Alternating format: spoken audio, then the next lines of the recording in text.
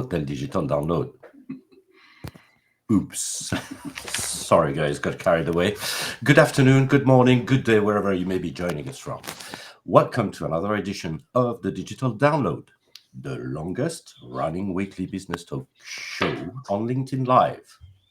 Now globally syndicated on TuneIn Radio through IBGR, the world's #1 business talk, news, and strategy radio network.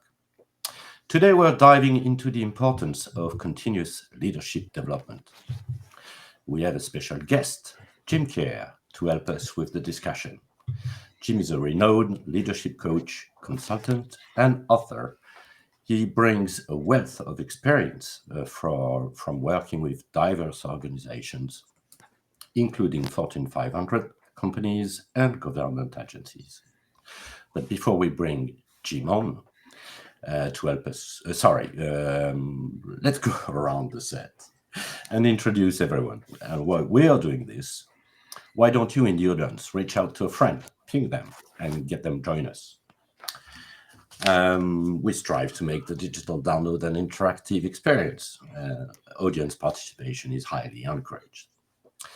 So, Adam, would you like to kick us off?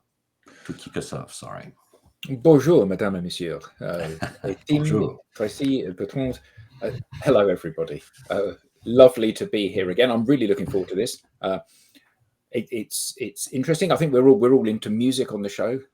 As you will see from Jim, he's got a huge selection of music behind him. So we've been talking about that prior to coming on. But on the business side of things, I'm really looking forward to hearing about this. Thank you. Thank you, Adam. Tracy? Good morning, everybody. Tracy Borson from TLB Coaching and Events, proud partner of DLA Ignite. I will tell you guys, I learned a lot of things from music lyrics. So I'm interested to see how we can incorporate those learnings into our leadership journey, because I bet you there's things we can learn there. And I'm excited to go on the journey. Certainly looking forward to this. Tim? Thank you. And welcome, Tracy. My name's Timothy Hughes. I'm the CEO and co-founder of DLA Ignite, and I'm famous for writing the book Social Selling: Techniques to Influence Buyers and Changemakers. Thank you, Tim. And myself, Bertrand Godillot. I am the founder and managing partner of Odysseus & Co., a very proud DLA Ignite partner, and I'm trying to keep us up organized on that call. Mm-hmm. As I said, this week on the Digital Download, we speak with Jim Kerr. Drawing from his extensive experience and the insights gained from creating the indispensable leadership community, Jim will provide actionable advice on strategies for leaders at all levels looking to invest into their growth and development. Let's bring him on. Okay. Welcome, Jim. Welcome, Jim. Cheers, everybody. Thank you. Looking forward to this. Jim, let's start by having you tell us a little bit more about you, your background, and what led you where you are today. Sure. Yeah, I started out as a consultant, started my own practice back in, I'm going to have to mumble this, but 1992. I've been doing it for a long time. I do a lot of transformation kinds of work with larger firms, helping them redefine the way work gets done. I also do a lot of leadership coaching, and I've written several books. Number 7 was the one Tim just held up. Thanks for that, Tim. I appreciate the Sorry there. So I was thank you very much. But yeah, so I try to get out there and help people improve the way that they lead, how they inspire, engage people, and so on. So really looking forward to having a conversation with you all. Okay, thanks for that, Jim. So let's start with a foundational question. Why is continuous learning crucial for leaders in today's dynamic environment? Well, leadership's not static. And as a consequence, it's on us as leaders to continue to push the envelope and stay with the times. And and be able to meet, new workforce expectations. When COVID hit, suddenly the game changed and people weren't coming to the office every day. And we're still impacted by that. And a lot of leaders under the old paradigm are stuck, frankly, right? So we've got to be able to think differently about these things. And I think leadership development and continuous learning are critical to helping these leaders get unstuck and learn the new way of like I say, engaging and inspiring others. So, as a leader, Jim, because we need a starting point. So, how can I, in the first place, identify areas where I need to grow, basically, and prioritize these learning opportunities? Yeah, I think it begins with self-awareness. You've got to be able to kind of look inside yourself and recognize that there's opportunities for improvement. And I think that's where leadership coaching comes in. A lot of times, a coach can help identify some of those blind spots one might have. And it's through that process of self-awareness and maybe having someone who acts as an accountability buddy for you that you can identify things that you want to work on. And then it becomes, a process of just building out a plan that's going to help you get what you need to become better, whether it's a combination of coaching and learning and self-didactic kind of stuff. It's all up to the individual to figure out how to go about getting what they need. So I have a question about this. As a leader of an organization, if you're an employee within an organization, it's relatively easy to see what you might need in terms of coaching and development.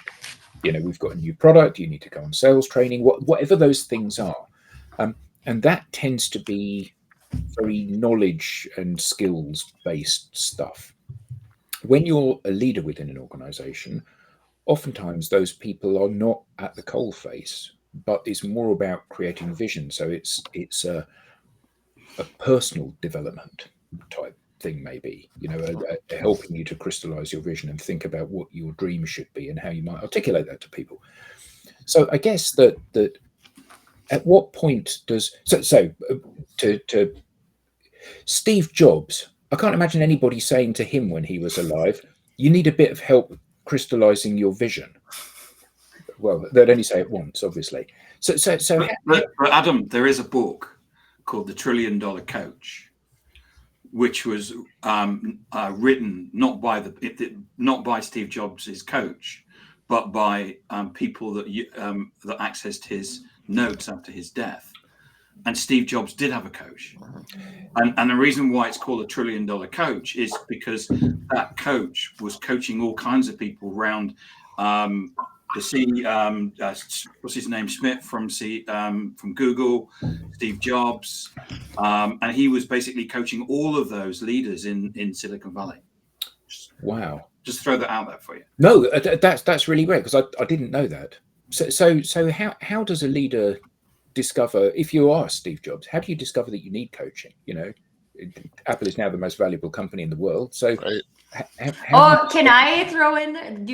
I think everybody needs coaching, but is it more like the choice for coaching? Because I think a lot of people who reach that level also have like a personal investment in like continuing to up their game. So they like choose to get insights from other people, which is generally a coach.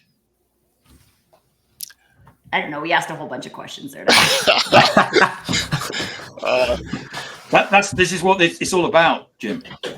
Right. Yeah. No. I'll try to tie some of this stuff together. The reality is people come to coaching from a variety of different reasons. So sometimes it's a self-awareness, like, gee, I really do need an objective third party to help me out here.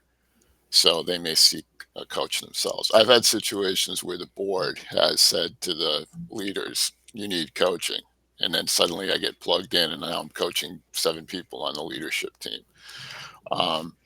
So that, that's a way that people get it.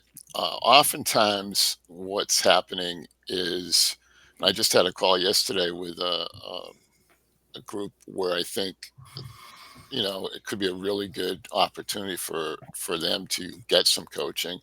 They're a startup. They're doing really well. They're recognizing that it's hard to get along with each other, and they need somebody to talk with. And these are the founders of the company. So it all kind of depends on the situation and what brings people to getting the coaching that they need. But keep in mind, and this kind of goes back to, I think, the point Adam was making, that it's lonely at the top. So regardless of the company you're leading, the organization, how many thousands of people that might comprise it, you still have that sense of being alone. And when you're at the tippity top, it's hard to show vulnerability for a lot of people. So a lot of the coaching that I'm doing with the top leaders is about that. It's about being comfortable being vulnerable. And it starts with me. We'll have the conversations. They're demonstrating vulnerability. But I'm encouraging them to show that to their teams because it humanizes them and it enables the team to give meaningful feedback. And once you can get a team that's actually, trusts each other, respects each other, and is willing to say what's on their mind, the better the outcomes. You get the best thinking. I think Jobs is a great example because there's all these horror stories about how he didn't listen to anybody. So he might have been one of those guys that needed someone to kind of open him up to listen to other people. They've got something to say here that might actually be really worthwhile. And also keep in mind, in his history, he was gone from Apple for a while for some of these reasons and brought back in. So yeah, I mean, I think there's a lot of value for anyone to have an objective third party who doesn't care about anything politically inside the organization, just wants to make you a more effective leader. I think that's really an important thing to consider when you're thinking about, getting coaching.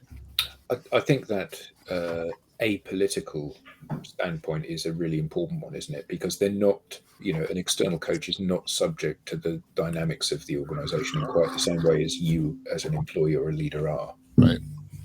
Yeah, because it's really hard for somebody inside an organization to seek somebody out inside that organization for coaching. And I see a lot of companies make that mistake. They have, a leadership development group, and they have coaches on staff, and they believe that they can coach up their, leaders that way. But the problem is those coaches are on staff. Those coaches have a political stake in the way things get done. They have an agenda, but an objective third party, someone from outside, doesn't. I don't have a horse in the race. I'm just trying to help the person I'm working with to become more effective. And I don't really care who wins the argument in the arm wrestling contest inside the org. You know what I mean? I'm just helping the person I'm working with think about it from different points of view so that they can become more effective in those conversations. You said, Jim, that leaders are on their own, and I agree with that, of course. But then the question is there a play where actually putting together different leaders as a community can kind of help them open up, because they are, in other words, sharing with their peers, with their peers. Is this a way of getting the conversation started, let's say? I think so. Yeah, I love the question and the observation. The reality is, I think it behooves us as leaders to create a community of leaders around us. So a lot of what I do through my coaching work is I'm basically bringing a coaching program in-house, and I'll have 10 or 12 people in the program that the leadership team is identified as folks that are either high potentials who need to be built up to be on the succession plan, or even themselves as a leadership team. So yeah, I think there's definitely strength in numbers, and building a community around a leadership team is really critical because they're making the decisions day to day about what's going on in that organization. So the more we can build trust and understanding and respect, the stronger that team's going to be. We have a reaction from the audience, and Chris is just underlying what you were saying about having an internal coach is probably not the best way forward. Mm-hmm. I think anytime you have an external third party, it gives you the opportunity for just like that reset, right? I worked in-house for a long time. I've been a consultant now for a while, and it's just like you get into the day-to-day of getting stuff done. And sometimes we don't realize that stuff is not connected to our objectives anymore, but it just becomes habit. And having someone come in from a third-party perspective always creates that opportunity to reset against the objectives and say, this is what I'm trying to accomplish. This is what our team is trying to accomplish. How can we do that together? And Jim, that led to a question that I had about, I think sometimes in this like digital landscape that we live in, it can sound like there's like one journey that is the journey that all teams should go on, or that all leaders should go on. And you mentioned self-awareness earlier in the episode. And so I'd love to hear a little bit more about how to create kind of that like customized journey for yourself as a leader, but also in how you create that ecosystem of leaders building their own journey together. Sure. Now, again, great question there, Tracy. I think, the coaching work that I do, the very first step is self-assessment. So now we've got a baseline for where this person's starting from. And it's really important to establish that baseline to create a bespoke leadership coaching plan for that person, so that everyone is on their own journey, and we're all stars of our own hero myth, right? So it's important for a coach to recognize the starting point and then discuss what are the things you're ready to do to make changes, because I, as a coach, I can't change you. Only you can change you. I can help you. I can identify some things to work on. I can point you in directions that may make sense and expand your thinking about a particular challenge that you want to overcome. But at the end of the day, you've got to do the work. And if you're not willing to do it, then let's choose another thing to work on. Right. So yeah, it starts with the self-assessment helps to raise self-awareness. Some organizations also ask me to do the 360 for each person, which gives additional perspective.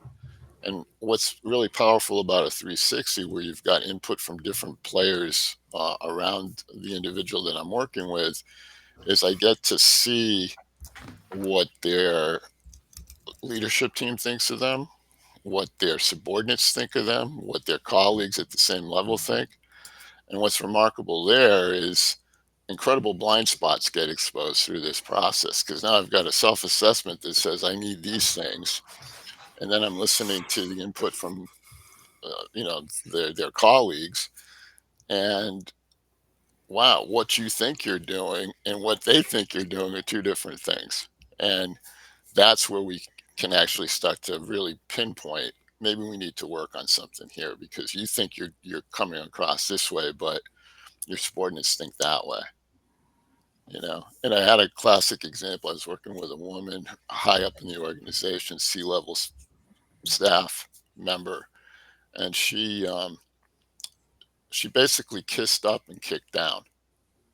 So the CEO loved her because she kissed up to him.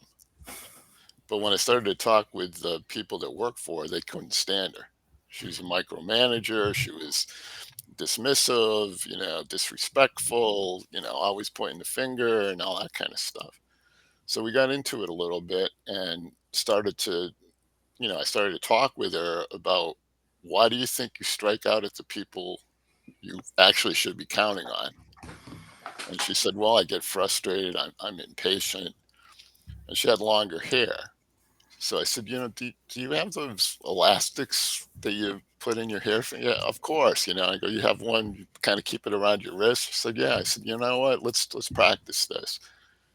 Every time you get frustrated because someone, from your team knocks on the door and is looking for something from you, and you start to feel yourself getting infuriated, snap it.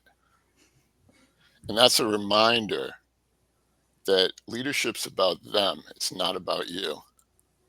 So when someone knocks on the door, they need something from you. You're there to help them as a leader, right? So she did. She started to practice it. And literally within a few weeks and again, we meet every week. The kind of coaching I do is a weekly commitment.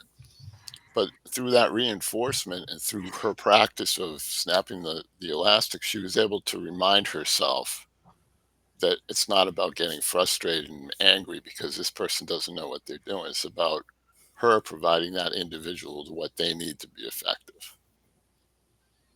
So do you ever find in that situation, so you've got this senior level person, she's sucking up to her boss, and she's a monster to all the people beneath her, and I'm kind of extrapolating what you said because you didn't actually say that. In more dramatic words. And you conduct some interviews, and the boss thinks, oh, this person's absolutely fantastic, and the people underneath think this person is the worst person I've ever worked for. Mm-hmm. And when you deliver that feedback, do you ever get an instance where when you deliver that to someone, they're almost in tears as a result of this? Sure, yeah. Yeah, there's an emotional reaction because, like I said earlier, and I was half joking, but it really is true. We're all sort of the stars of our own show, and we think we're great, and then someone comes in who is there to help us, and the first thing they say, one of the first things they say is, yeah, maybe you're not so great. There's some things here that we can work on. It can be a shock to the system. And a lot of people resist it initially, frankly. They don't want to hear that. And I was going to say, I feel like the bigger challenge is denial in a lot of ways. I mean, it goes through all the stages of, recovery, I guess. But it's first got to admit you have a problem, and now once we can get you to say, yeah, there is something there, then we can say, well, do you want to fix it? And then if you want to fix it, then you've got some help here to get you through. Do you not find, though, that most people know what the problem is? No, we don't coach people on development. We coach people on action that they need to take to deliver certain outcomes. Mm-hmm. And very rarely have we ever coached anybody when they haven't known what they've needed to do, and they haven't known that they're not pulling their weight at doing that thing. And I'm sure that this person that was not very nice to the people that were reporting to her, she knew that she was not being nice because, she wouldn't have behaved that way with her spouse or her boss. So, we don't know that. Yeah, very true. We didn't pull the spouse.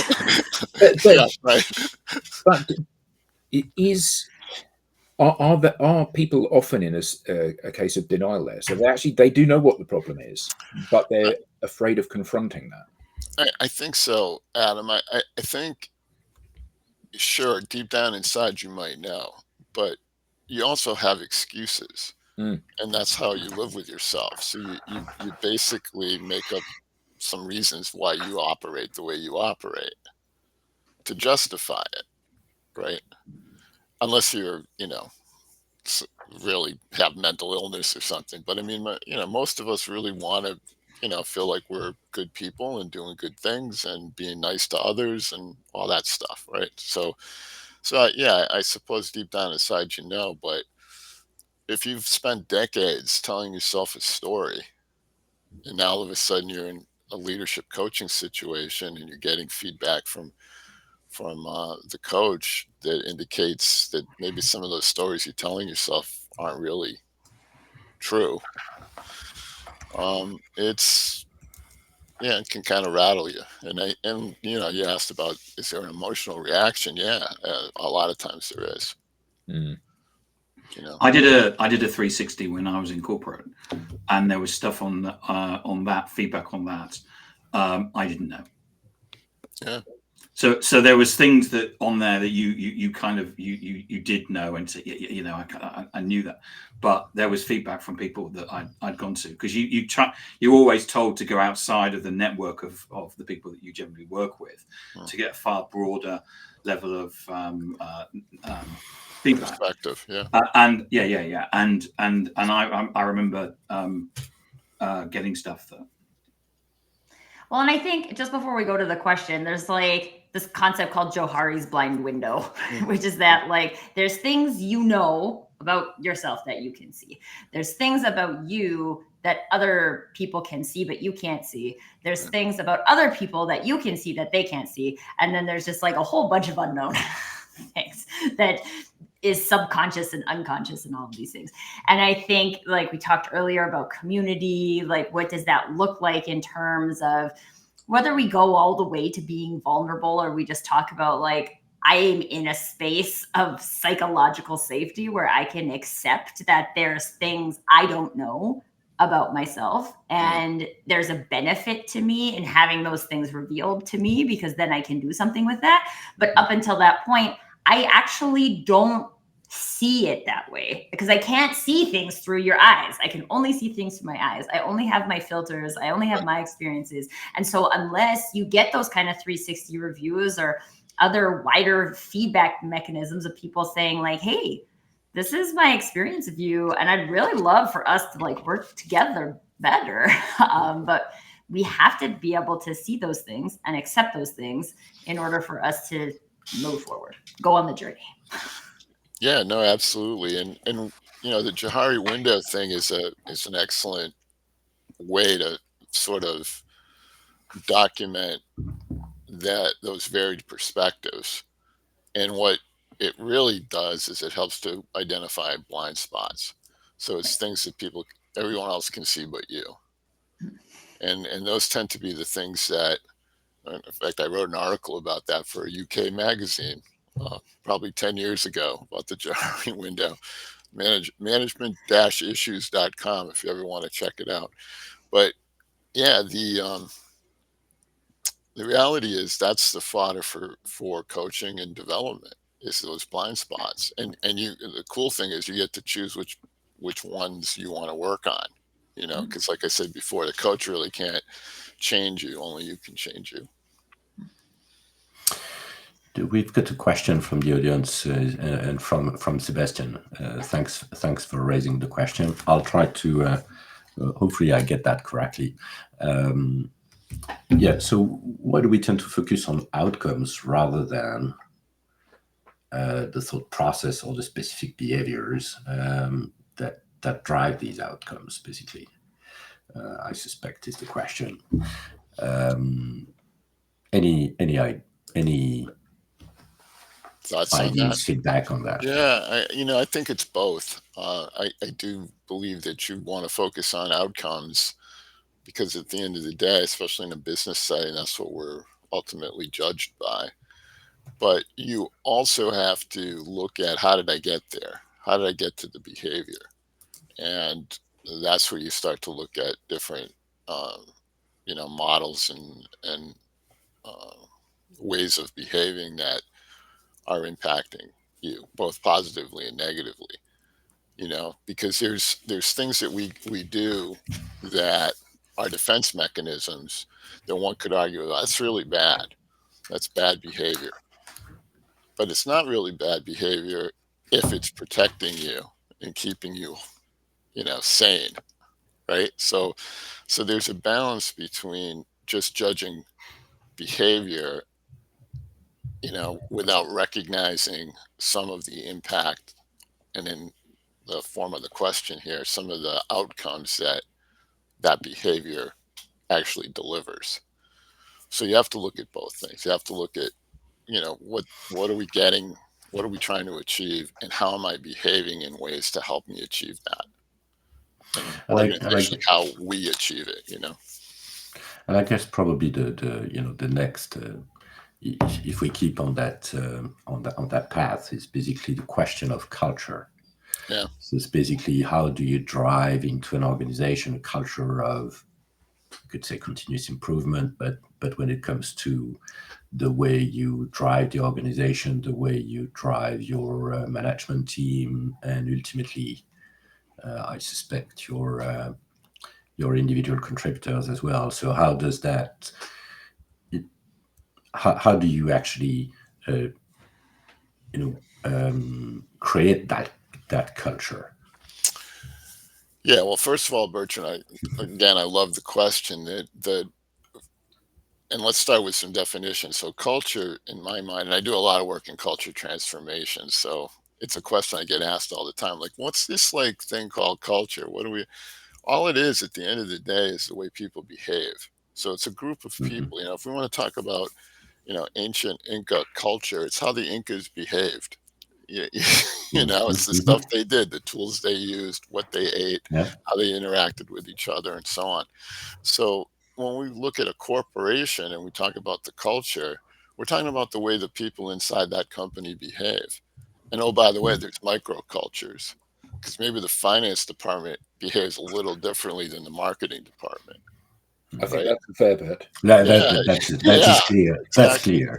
So yeah, so I've never been in an organization where the marketing department and the finance department culture is the same. yeah. I mean, so it's, again, as someone that's coming in as a third party to try to help and affect change, I've got to recognize the fact that there is that dynamic. There's microcultures inside the broader culture. And we've got to baseline it. Where are we starting from? We've got to create a vision, back to a point that Adam raised earlier in the conversation. And we have to sort of do a gap analysis. What's the difference between where we are today, our baseline, and where we want to be, our vision? And how do we define the work that's necessary to move us from where we are to where we want to go? And that's the culture transformation. It's all those projects and programs that you identify to help you move from your starting point to your target. That's absolutely critical. And you've got to fund and support and execute those initiatives.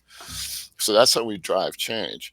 How does a top leader, to get to your question, Bertrand, how does a top leader affect culture? It's how they behave. And guess what? You can say anything you want to say, but at the end of the day, your people are watching your feet, meaning Mm. they're watching how you behave. It doesn't matter what you're saying. What matters is how you're behaving. And if you indicate that it's okay to be laissez-faire with your commitments, then guess what? You have a culture that lies. Okay. It's really Yeah. interesting you say that, and that's blindingly obvious. However, and there's always a however, we so rarely see leaders walking the walk. What we invariably see is leaders that have a vision that requires all of you guys to do really hard work, but I'm the leader and therefore I'm not going to do the hard work. Mm. So how is that possible? Because these are not exactly well kept secrets, are they? Yeah, I think I would qualify some of what you're saying. I don't think it's always. I think it's No. sometimes. Yeah. That Yeah. the organizations that have dysfunction have what you just described. The leadership team operates differently than the expectations they're setting for their people. That's dysfunction. Okay. Um, you could look at a family unit and say, you guys do, the parents are yelling at the kids, you guys do this. And meanwhile, they're acting the Stop shouting. Right, right. That beautiful Stop example. smoking. Yeah, Yeah. right, right. So that's where we've got this dissonance, in those organizations where the top team operates differently than the expectations they're setting for their people, we have problems. And as a consultant to those organizations, I'm trying to identify that, help the leadership team recognize it, and then devise some strategies and some initiatives that can be done to make that happen. In a lot of instances, it won't happen because leadership team's not ready to change. Well, I mean, Tim and I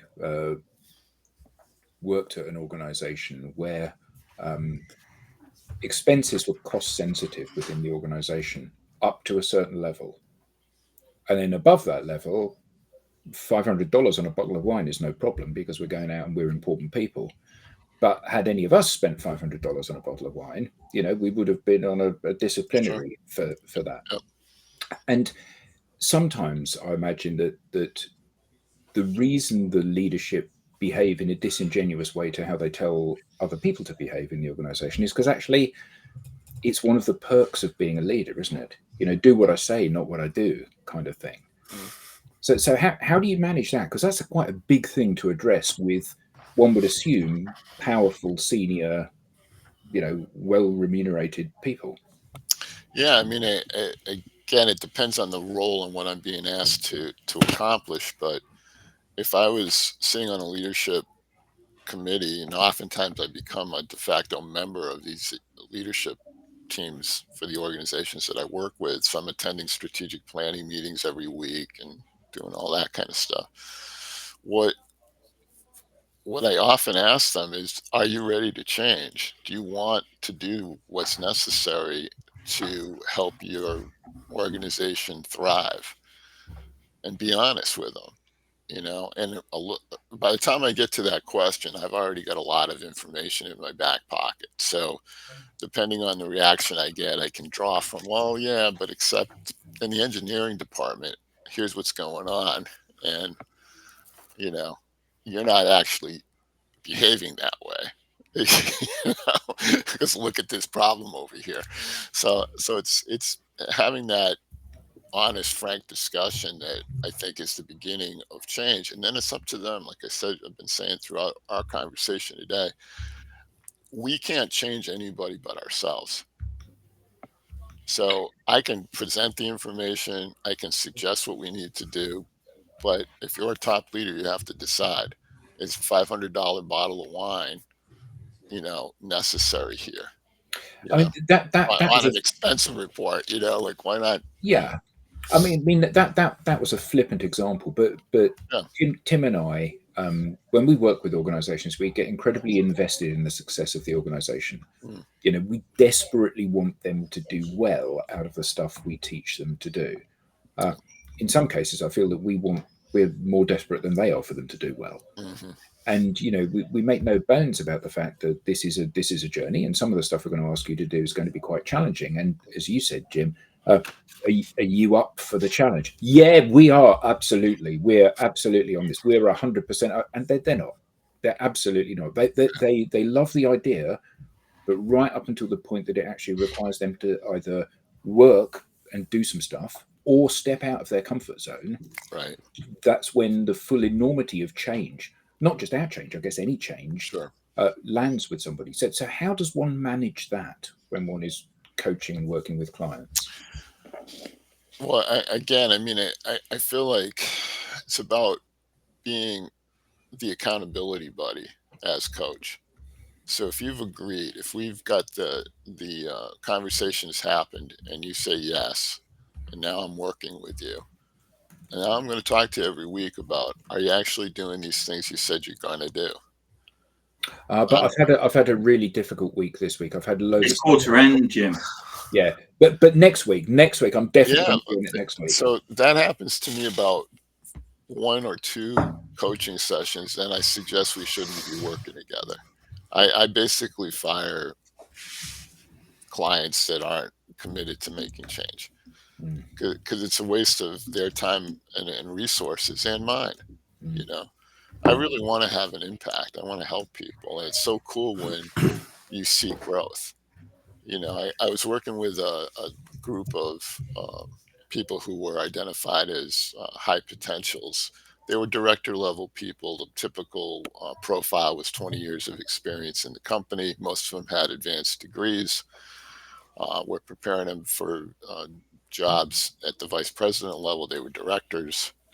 And, of a group of 12, 3 of them are now vice presidents. And that was within a year of working together. Mm.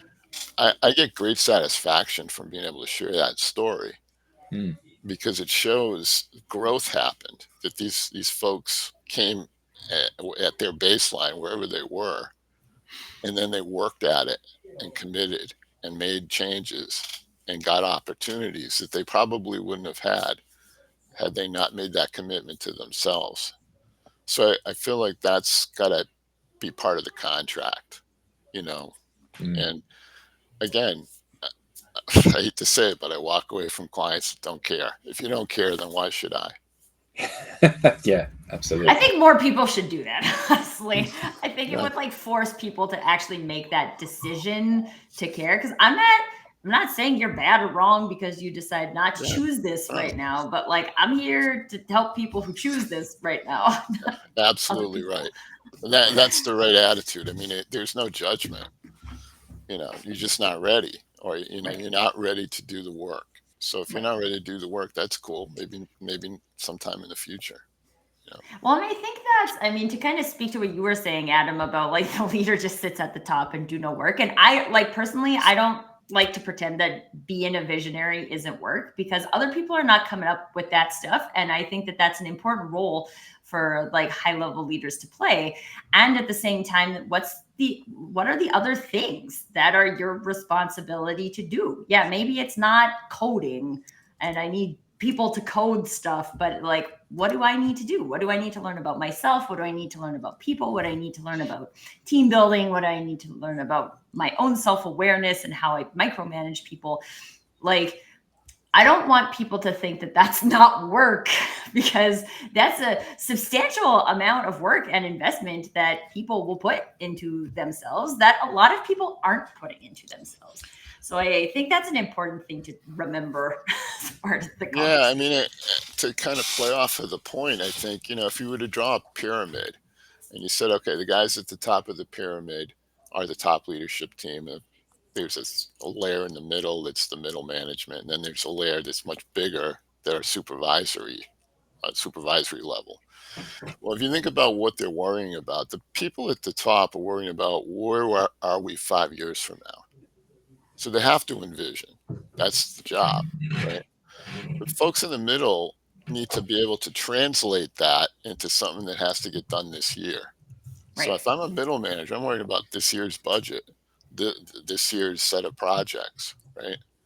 And if I'm a supervisor, I'm not worrying about 5 years from now. I'm not even worrying about this year. I'm worried about today. Like, how do I get work off my desk right this moment, right? So you have to understand that if you're going to drive change. If you're a change agent from the outside, like the roles that we're talking about playing, then you got to recognize that you're dealing with at least 3 different perspectives about what good looks like, and then you've got to help those folks at each of those layers by giving them what they need to be more effective. So that perspective is critical. If we don't have it, then we're not doing a really good job of delivering advisory services to those organizations because they're different perspective. And oh, by the way, they're different time frames. Well, actually, okay, so this is the question that I had, and I think it's an important part because this show is called The Leadership Journey. And most people wouldn't assume that a journey is like 5 minutes. So I'm going to like have one conversation with a coach and then know all the things I'm going to need to know, and then I'm good.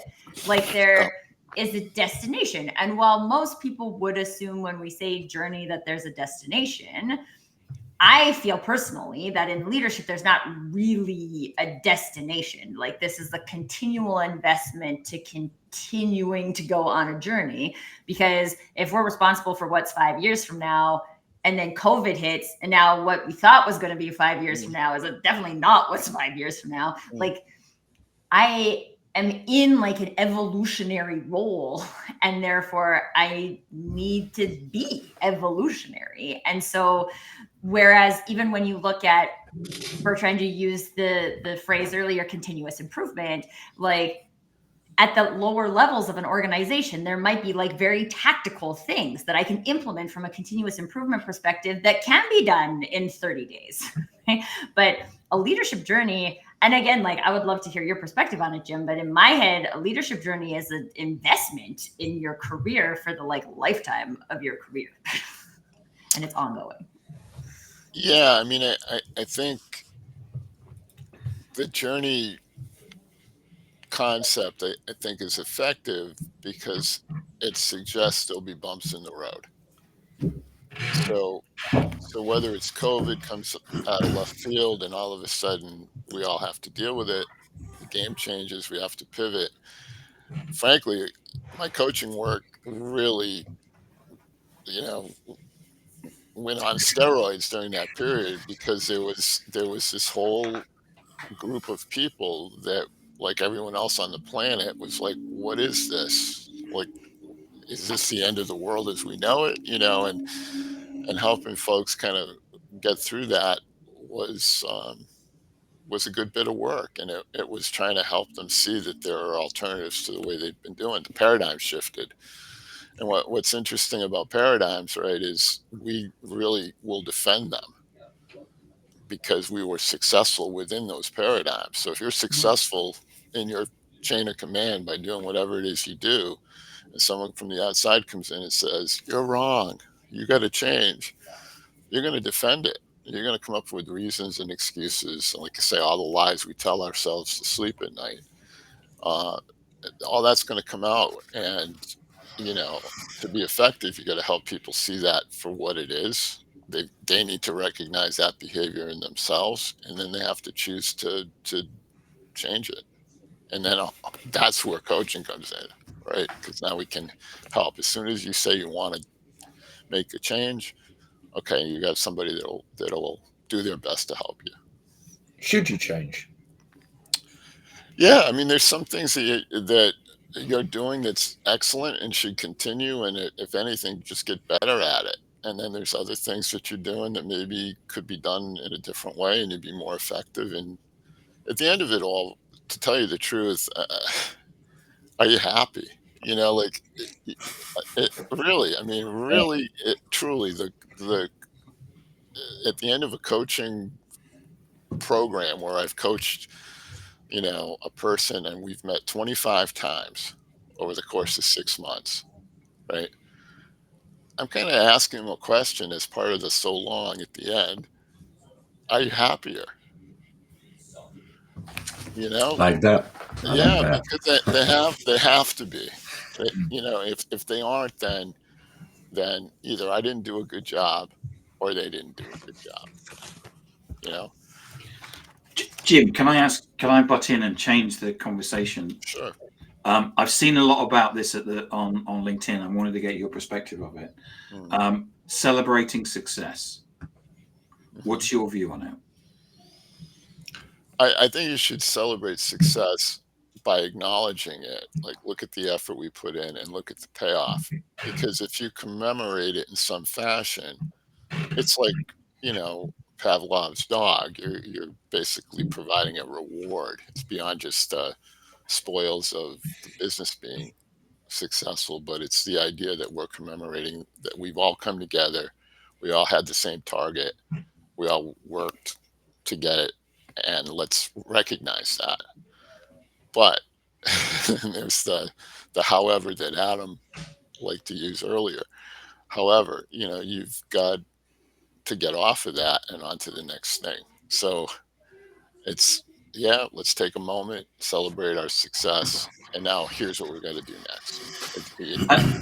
And is it? I mean, and I don't know whether it's a generational thing or what. Is it that in effect that we should be having micro celebrating of successes, or should we be doing it annually, or what constitutes us having a celebration? Yeah, I think it can be just a small gesture that sort of let's take a moment and look at what we did. The thing is, I feel like we all are motivated by success. So we've got to take a moment to be able to recognize, like, yeah, we've been successful here. We achieved some goal, and note it, and then identify where we're going from here, that kind of thing, because organizations are living organisms.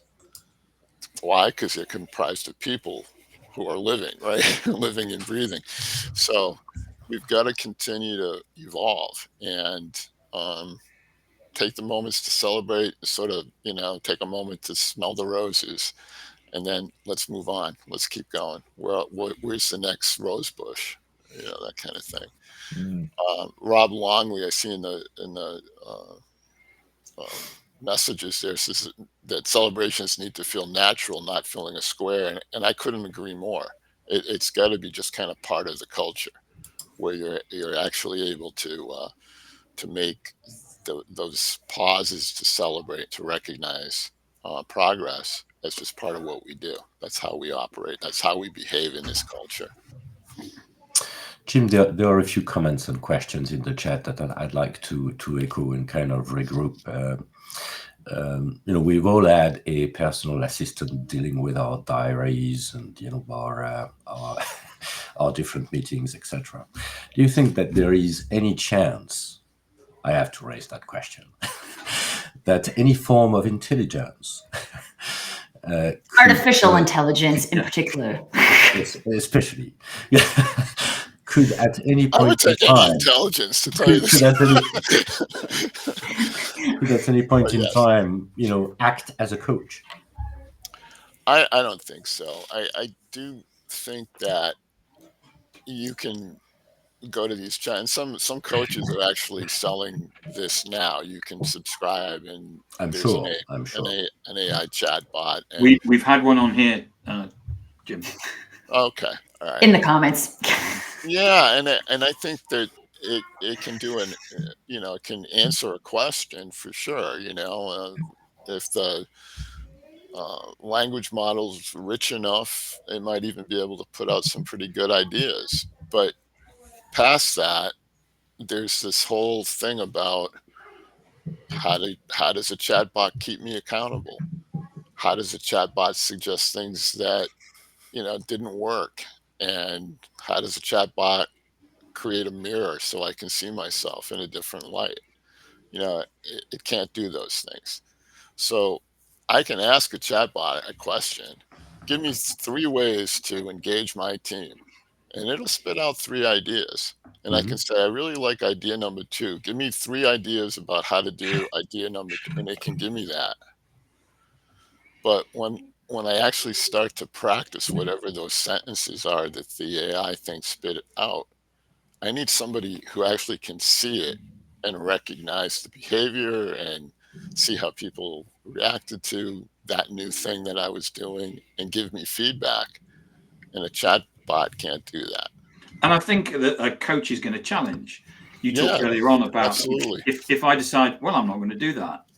And you can turn around and say, yeah, but what about what's going on in engineering? And because you've got those things in the back pocket, you know how to challenge. Right.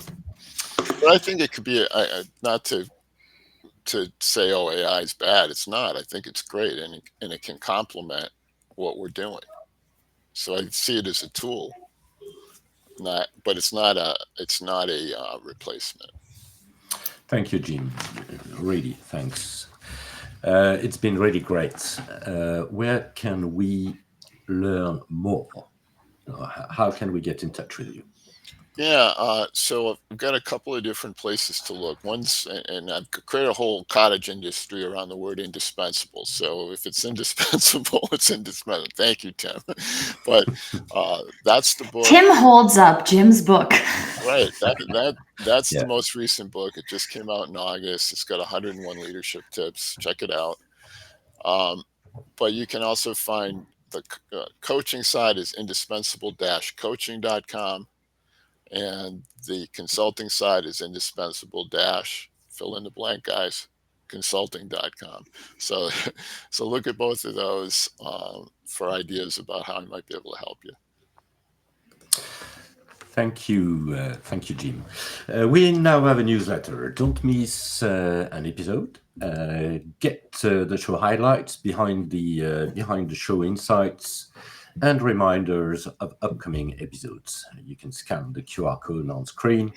or visit us at thedigitaldownload.live/newsletter.